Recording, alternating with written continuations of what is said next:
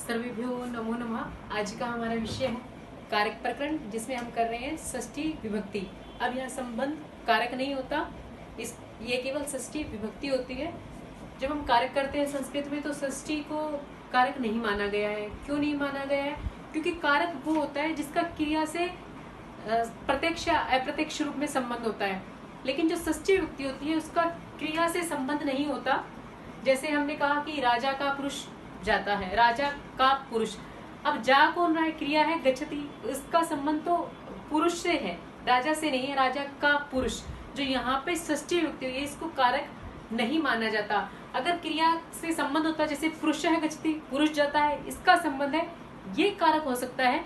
लेकिन राज्य है, पुरुष है, ये कारक नहीं हो सकता। यहाँ केवल षष्ठी विभक्ति होती है। तो जो आज हम कर रहे हैं वो कर रहे हैं षष्ठी विभक्ति। आज हम केवल एक सूत्र करेंगे, ये थोड़ा डिटेल में करेंगे कि क्या कह रहा है ये सूत्र। तो चलिए देख लेते हैं। ये सूत्र है षष्ठी शेषे। शेषे शेष में जो बच जाता है उसको कहते हैं शेष। शेषे में है सप्तमी विभक्ति। शेष जो है वो षष्ठी होता है। शेष का क्या मतलब है कि जब हम कारक कर रहे हैं तो प्रथमा से शुरू किया हमने, कर्ता, कर्म, कर्ण, संप्रदान, अपादान, अधिकरण, ये सब कारक कर लिए। अब इसके बाद जो शेष रह जाता है उसमें क्या होती है? षष्ठी विभक्ति।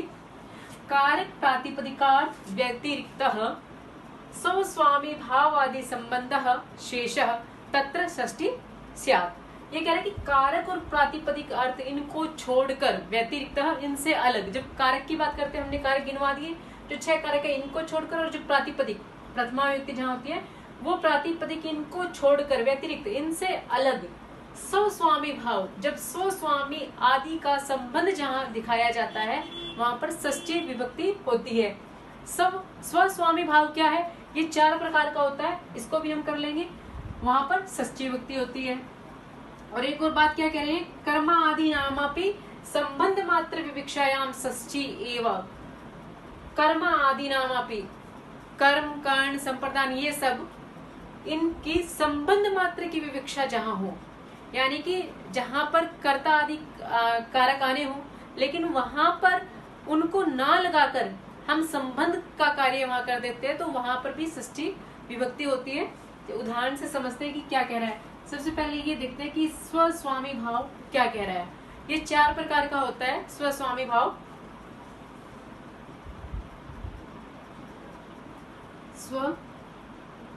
स्वस्वामी भाव ये हो गया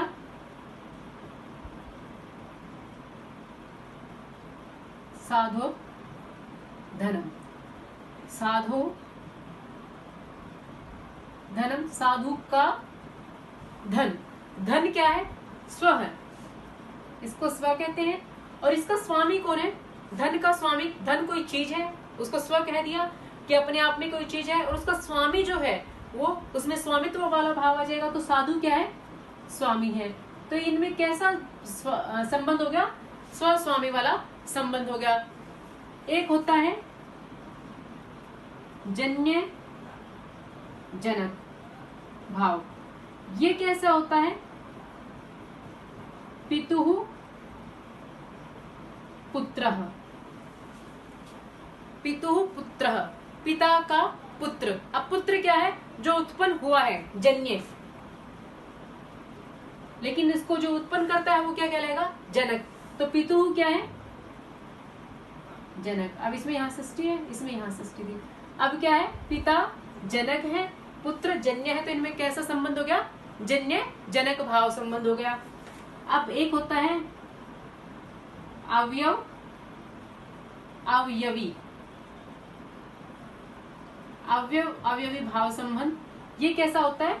जैसे एक टुकड़ा और उसका पूरा हिस्सा, अंग और अंगी। पशो पशो पादः, पशु का पैर। अब क्या होता है? पैर शरीर का एक हिस्सा, एक अंग है, अवयव है, और पूरा शरीर क्या है? अवयवी है। तो ये क्या हो गया हमारा? अवयव। और पशु क्या है? अवयवी।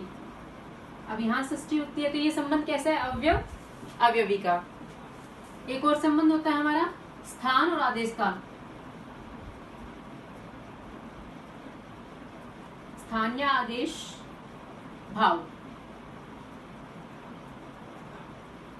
ब्रुवो वची, ब्रू का स्थान वच ले लेता है, ब्रू के स्थान पे वच आदेश हो जाता है। तो ये क्या है, ब्रू स्थान है, इसका स्थान लेता कौन है, वच, ये आदेश हो जाता है, ब्रू को वच आदेश हो जाता है, ये षष्ठी है हमारी।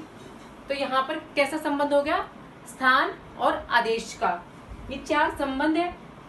तत्र षष्ठी स्यात्, ये चार संबंध हो गए, कारक प्रातिपदिकार्थ व्यतिरिक्त, इनसे अलग जो स्वस्वामी भाव होता है, इसका जो मुख्य एग्जाम्पल है वो है राज्य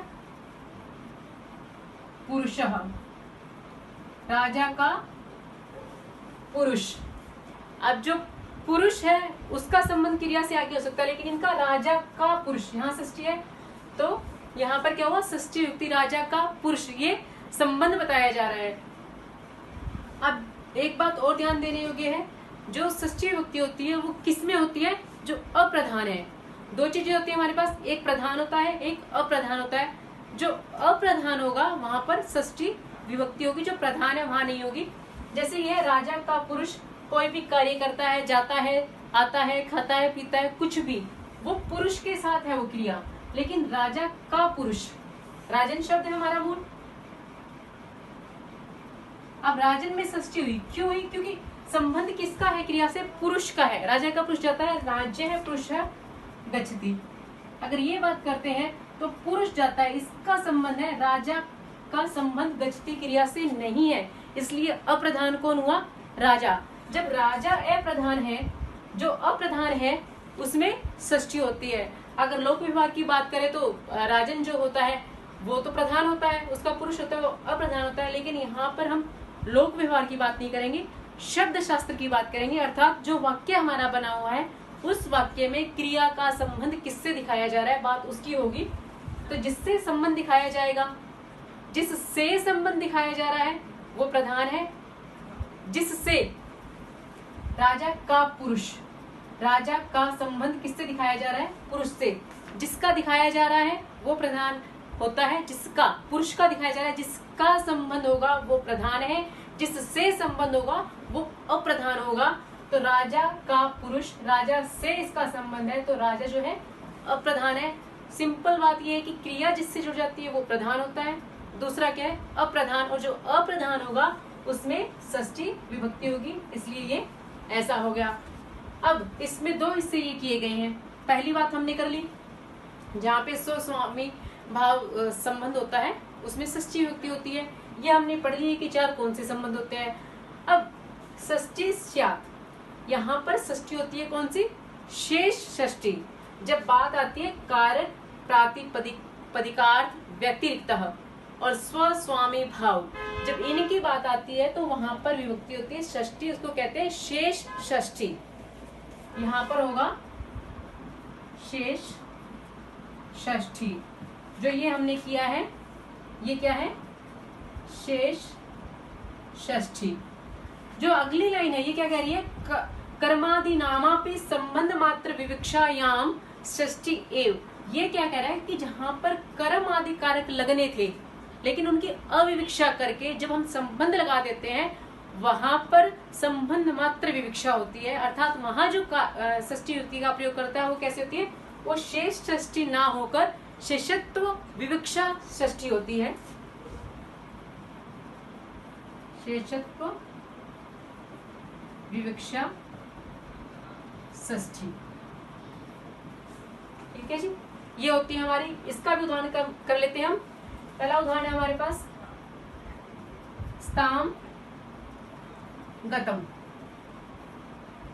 संतों का गमन।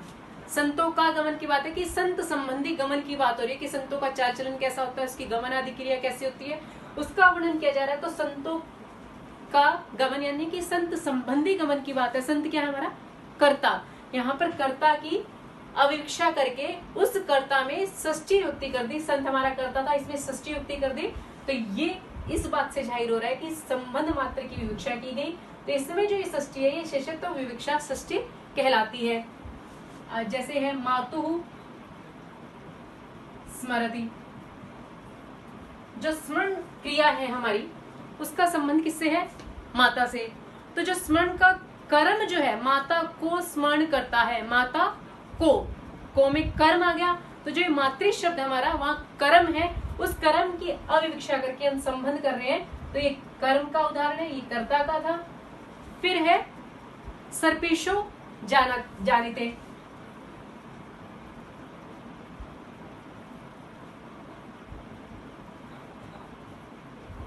सर्पिश होता है घी, घी के द्वारा जानता है। तो इस क्रिया का जो संबंध है घी से, घी में क्या है? घी के द्वारा जाना जाता है, अर्थात करण है। लेकिन यहाँ करण ना लगाकर हम क्या करते हैं? उसके स्थान पर संबंध करते हैं। तो यहाँ पर षष्ठी विभक्ति हुई है, किससे हुई? किसकी विवक्षा में हुई है? करण की अविवक्षा कर देने पर यहाँ षष्ठी हुई है। एक और है इसका फलानाम तृप्ति, फलों से तृप्त होता है, फलों के द्वारा तृप्त होता है। तो फल क्या हो गया? फलों से तृप्त होता है, अर्थात करण है। तो यहाँ पर भी करण की अविवक्षा करके षष्ठी विभक्ति का प्रयोग किया गया है। एदो उद्गश्य उपस्कृते, उदक जल को कहते हैं, लकड़ी जो काष्ठ है जल को परिष्कृत करती है, जल को अर्थात कर्म। यहाँ पर ये क्या उदाहरण है? कर्म का। अब यहाँ देखिए इनके साथ क्रिया जुड़ी हुई है, और जो इसका उदाहरण था ये तो हमने समझाने के लिए की थी, ये उदाहरण इतना ही है, राज्य है पुरुषः। अब ये जो है इतने उदाहरण है, ये क्या कहते हैं? इसमें जो विभक्ति लगी षष्ठी विभक्ति है, लेकिन इसका नाम क्या दिया इन्होंने? शेषत्व विवक्षा षष्ठी। इसका दिया है शेषत्व विवक्षा षष्ठी। क्यों? क्योंकि यहाँ पे कर्म आदि कारक की विवक्षा हो रही थी, लेकिन वहां पे इनको ना लगाकर इनकी अविवक्षा करके षष्ठी का प्रयोग किया गया है। जब बात करते हैं हम कारक प्रातिपदिकार्थ व्यतिरिक्त कारक, यानी कि ये कारक थे और प्रातिपदिक, इनसे अलग करके जब स्वस्वामी भाव की जब बात करते हैं तब जो विभक्ति लगती है उसको कहते हैं शेष षष्ठी। होती तो षष्ठी विभक्ति है, लेकिन थोड़ा सा इनका विभाग कर दिया। जब स्वस्वामी भाव की बात आती है तब होती है शेष षष्ठी, और जब कर्म आदि कारकों की बात आती है कि उनके स्थान पर षष्ठी विभक्ति लगती है उसको कहते हैं शेषत्व विवक्षा षष्ठी। एक बार फिर से देख लेते हैं, षष्ठी शेष कहते हैं कि जो शेष बच गया, अर्थात जब हमने सारे कारक कर लिए, कर्ता, कर्म, करण, संप्रदान, अपादान, अधिकरण, ये 6 कारक थे हमारे, ये करने के बाद जो कुछ शेष रह गया उसमें क्या होती है? षष्ठी विभक्ति लग जाती है। जब बात करते हैं स्वस्वामी भाव की तो वहां पे आ जाती है हमारी शेष षष्ठी। स्वस्वामी, जहां पर अपना और अपने स्वामित्व का पता चले। दूसरा है जन्य जनक, जहां पर जनक जो उत्पन्न होने वाला है, उत्पन्न करने वाला है, और जो चीज उत्पन्न हो रही है उनका संबंध।